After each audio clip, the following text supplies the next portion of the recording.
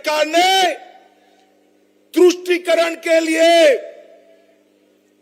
Vote bank की राजनीति के लिए छत्तीसगढ़ के बेटे भुवनेश्वर को लिंचिंग कराकर मार दिया। भुवनेश्वर साहू को भारतीय जनता पार्टी ने तय किया है कि हम भुवनेश्वर साहू के हत्यारों को उनके अंजाम तक पहुंचाएंगे और इसके प्रतीक के रूप में उनके पिताजी श्री ईश्वर साहू को हमने चुनाव के मैदान में उतारा है।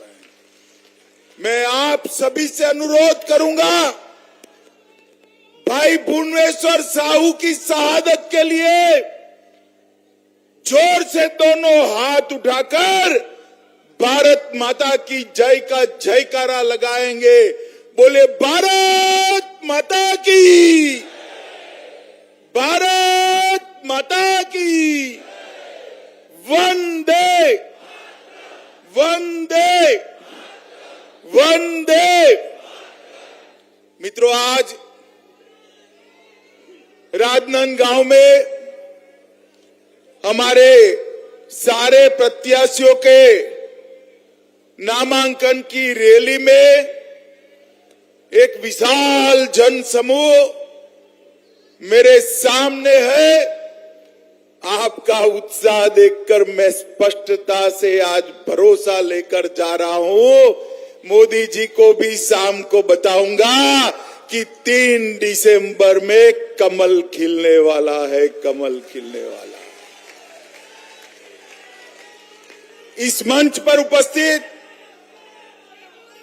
हमारे प्रदेश अध्यक्ष और सांसद भाई अरुण साहू जी, हमारे नेता पूर्व मुख्यमंत्री और यहां से हमारे प्रत्याशी राजनांदगांव के डॉक्टर रमन सिंह जी, बहन सरोज पांडे जी, पूर्व सांसद अशोक शर्मा जी, भूपेंद्र सवन्नी जी, श्री मधुसूदन यादव जी, श्री रविंद्र राय, पूर्व अध्यक्ष झारखंड के, श्री संतोष अग्रवाल जी, श्री अभिषेक सिंह जी, श्री अवधेश चंदेल जी, श्री प्रदीप गांधी जी, श्री रमेश पटेल जी, और आज मेरे साथ जो हमारे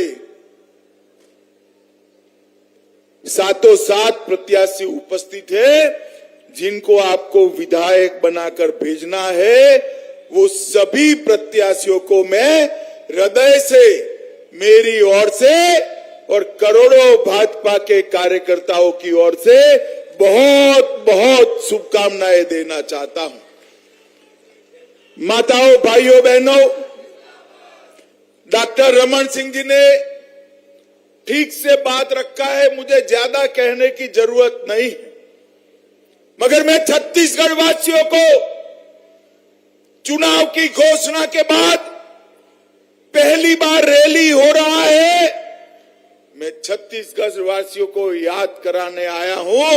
इस छत्तीसगढ़ को हमारे प्रिय प्रधानमंत्री अटल बिहारी वाजपेयी जी ने बनाने का काम किया। एक कांग्रेसियों के शासन के अंदर पुराना मध्य प्रदेश और छत्तीसगढ़ बीमारू राज्य बनकर खड़ा था। छत्तीसगढ़ को अटल जी ने बनाया और जब हमारी सरकार बनी, डॉक्टर रमन सिंह इसके मुख्यमंत्री बने, 15 साल में ये बीमारू राज्य को विकसित राज्य बनाने का काम डॉक्टर रमन सिंह जी ने किया। छत्तीसगढ़ के अंदर 15 साल में ये राजनांदगांव, और चाहे छत्तीसगढ़ के पिछड़ा वर्ग बहुल क्षेत्र हो, दलित भाई जहां रहते हो वो क्षेत्र हो, दुर्ग और भिलाई के कॉस्मोपॉलिटन इलाके हो, या जहां मेरे आदिवासी भाई बहन रहते हो वो क्षेत्र हो, हर क्षेत्र को संपूर्ण विकसित करने का काम भारतीय जनता पार्टी की सरकार ने किया। यहां की छत्तीसगढ़ी भाषा को राज्य की भाषा का दर्जा देने का काम भारतीय जनता पार्टी ने किया। किसानों को 14% ब्याज से मुक्त कराने का काम, जोर से ताली बजाइएगा, हमारी रमन सिंह सरकार ने किया।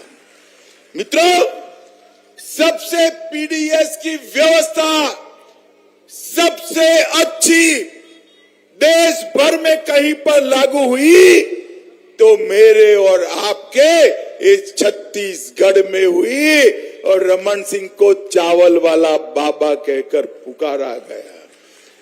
ट्राइबल, ओबीसी और दलित को अपने अधिकार देने का काम किया, और छत्तीसगढ़ को हमने विकसित राज्य बनाने के लिए ढेर सारे कदम उठाए।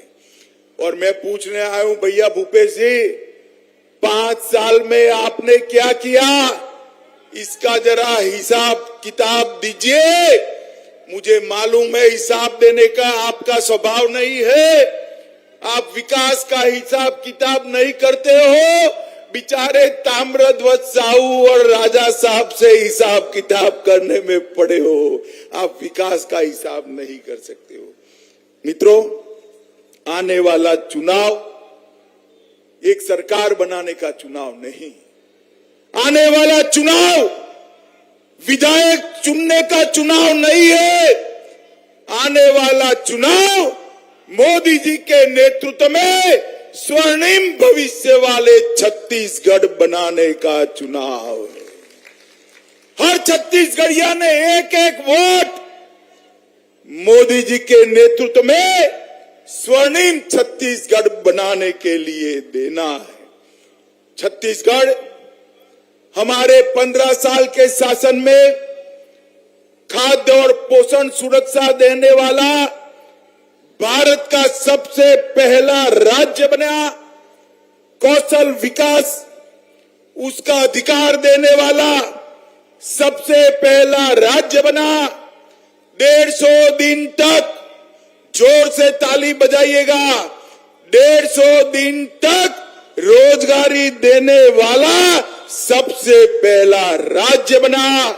महिला मजदूरों को मातृत्व अवकाश देने वाला पहला राज्य बना, और माताओं बहनों को पंचायत चुनाव में 50% आरक्षण देने वाला पहला राज्य भी ये बना। इन्होंने छत्तीसगढ़ को कांग्रेस ने बीमारू राज्य बनाकर छोड़ा था।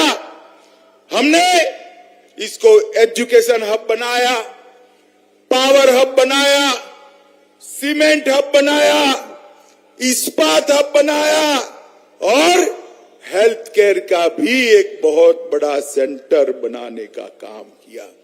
NEET, NIT, IIT, IIIT, IIM, AIIMS और लाइवलीहुड कॉलेज देश में सबसे पहले बनाने का काम भारतीय जनता पार्टी ने किया। और मित्रों, भूपेश जी ने क्या किया, 5 साल से 30% भूपेश कक्का सरकार चलाने का काम ये भूपेश जी ने किया। मित्रों, भूपेश बघेल ने छत्तीसगढ़ को कांग्रेस के दरबार का एटीएम बनाकर रखा है, एटीएम बनाकर रखा है। छत्तीसगढ़ के मेरे आदिवासी युवा के अधिकार का पैसा दिल्ली दरबार की कांग्रेस की तिजोरी में जाता है। दलित युवा का पैसा दिल्ली दरबार की कांग्रेस की तिजोरी में जाता है, और मेरे पिछड़ा वर्ग के युवा भाइयों बहनों का अधिकार भी ये इनके एटीएम के थ्रू दिल्ली में जाता है। और मैंने करप्शन का ऐसा, जैसे फूड चेन बनते हैं ना, कोई पिज्जा का फूड चेन बनाएगा, कोई पाव भाजी का बनाएगा, इन्होंने करप्शन का पटवारी से लेकर मुख्यमंत्री तक का पूरा करप्शन चेन बना दिया है, जो दिल्ली तक जाता है। शर्म आनी चाहिए आपको, शर्म आनी चाहिए। और मैं आपको बताता हूं, घोटालों की इतनी बड़ी सूची मैंने मेरे सार्वजनिक जीवन में कहीं नहीं देखी। शराब घोटाला, 2000 करोड़ रुपए का शराब घोटाला, इनके ऑफिस के अफसरान जेल में जाते हैं और उनको शादी में भी चैन नहीं आता है, कहीं वो मुंह न खोल दे, इसलिए डरकर घर में शादी कराते हैं। कोयला परिवहन घोटाला 550 करोड़ का किया। प्रधानमंत्री गरीब अन्न योजना में 5000 करोड़ का घोटाला किया। गोठान घोटाला 1300 करोड़ से ज्यादा रुपयों का घोटाला किया। 600 करोड़ का उन्होंने पीडीएस घोटाला फिर से किया। महादेव ऐप का 5000 करोड़ का घोटाला करने का काम भूपेश बघेल सरकार ने किया।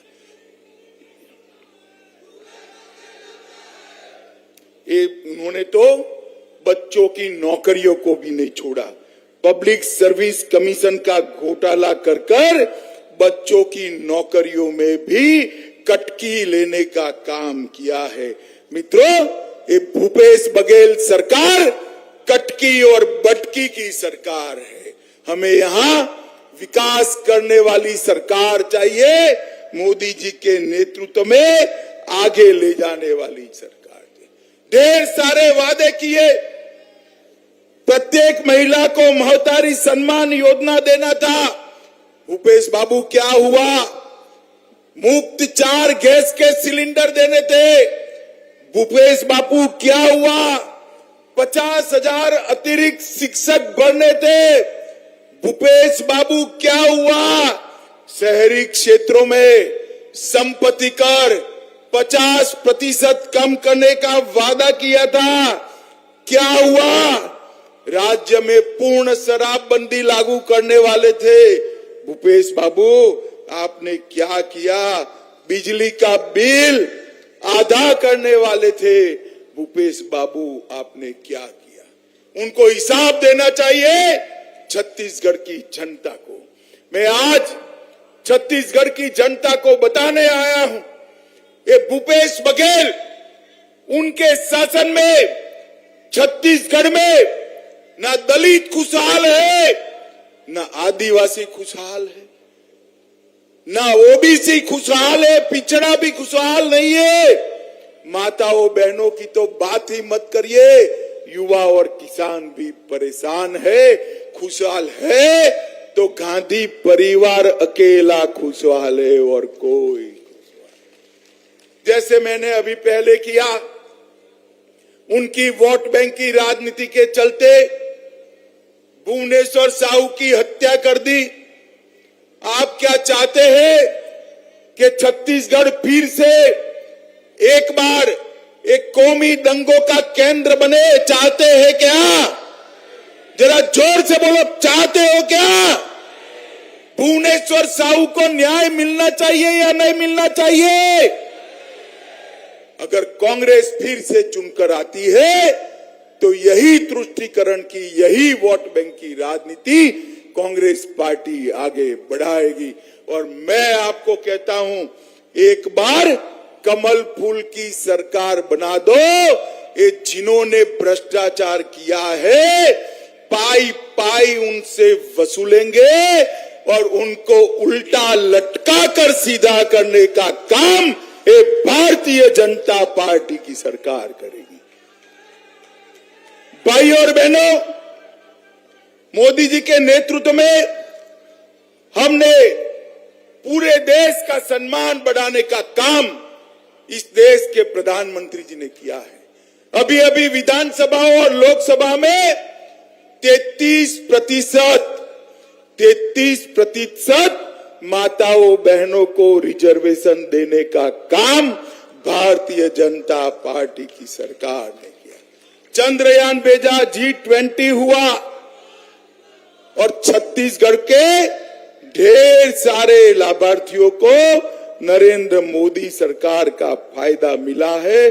मित्रों, मैं आपको बताना चाहता हूं कि राजनांदगांव में मेडिकल कॉलेज 370 करोड़ रुपए का, 330 करोड़ के फ्लाईओवर, 48 करोड़ के शिवनाथ व्यय प्रवर्तन योजना नहर, 18 करोड़ से पेंड्री में निवास स्थानों, 15 करोड़ रुपयों से मातृ शक्ति के लिए अस्पताल, 13 करोड़ रुपए एजुकेशन के लिए और 10 करोड़ रुपया मॉडल कॉलेज और वंदे भारत ट्रेन का सौगात भी नरेंद्र मोदी सरकार ने किया है। और मैं आज भूपेश जी को पूछना चाहता हूं, भूपेश जी, 2004 से 14 केंद्र में यूपीए की सरकार थी, कांग्रेस की सरकार थी, क्या दिया आपने छत्तीसगढ़ को? हिसाब लेकर आइए माताओं भाइयों बहनों। 2004 से 14 में केवल 77,000 करोड़ रुपया छत्तीसगढ़ को 10 साल के अंदर दिया। कितना दिया? जरा जोर से बोले, कितना? 77,000 करोड़। कितना? और मोदी जी ने 2014 से 23 उनके 10 साल बनाम हमारे 9 साल 77,000 करोड़ की जगह पे 3,01,000 करोड़ रुपया छत्तीसगढ़ को भेजने का काम किया। हमने नक्सलवाद पर नकेल कसी, 38 लाख किसानों को हर साल 6,000 रुपया दिया, 24 लाख घरों में पीने का पानी पहुंचाया, 2 करोड़ गरीब छत्तीसगढ़ वासियों को 5 लाख तक का पूरा स्वास्थ्य का खर्चा नरेंद्र मोदी सरकार ने उठाया। 38 लाख माताओं के घर में शौचालय का निर्माण किया, लगभग 6 लाख माताओं को गैस का सिलेंडर दिया और लगभग 11 लाख लोगों को घर का भेंट देने का काम हमारे नरेंद्र मोदी जी ने किया है। मित्रों, नरेंद्र मोदी जी, मैं आज यही कहने आया हूं कि इन्होंने दिए हुए 315 वादे तो पूरे नहीं किए, चरण पादुका भी छीन ली, साड़ी वितरण योजना भी बंद कर दी। खैर 325 वादे से तो मुकर गए, पर उन्होंने यहां एटीएम लगाकर छत्तीसगढ़ की जनता का पैसा दिल्ली के दरबार में कांग्रेस कार्यालय में पहुंचाने का काम किया है। मुझे बताओ माताओं भाइयों बहनों, जिन्होंने छत्तीसगढ़ के भविष्य को इस तरह से बर्बाद किया है, वो भूपेश बघेल को फिर से मौका दे सकते हैं क्या? जोर से बोलिए, दे सकते हैं क्या? जिस तरह से भुवनेश्वर साहू को रौंद कर मार डाला, वो सरकार को रिपीट कर सकते हैं क्या? जोर से बोलिए, कर सकते हैं क्या? राजनांदगांव की चारों सीटें मोदी जी की झोली में डालेंगे क्या? जोर से बोले, ऐसे नहीं, मोदी जी तक आवाज जानी चाहिए, डालेंगे क्या? चारों प्रत्याशियों को प्रचंड बहुमत से जिताएंगे। यहां हमारे 7 प्रत्याशी है, 7 को प्रचंड बहुमत से जिताएंगे। भाजपा सरकार बनाएंगे। 24 में फिर से मोदी जी को प्रधानमंत्री बनाएंगे। तो मेरे साथ दोनों हाथ उठाइए दोनों हाथ, विजय के संकल्प का मुट्ठी बींचिए और प्रचंड आवाज से बोलिए, भारत माता की, भारत माता की वंदे वंदे वंदे। फिर से एक बार सातों प्रत्याशियों के लिए जोर से ताली बजाइए। ये सातों को बहुत बहुत शुभकामनाएं और बहुमत से जीत कर आए ऐसी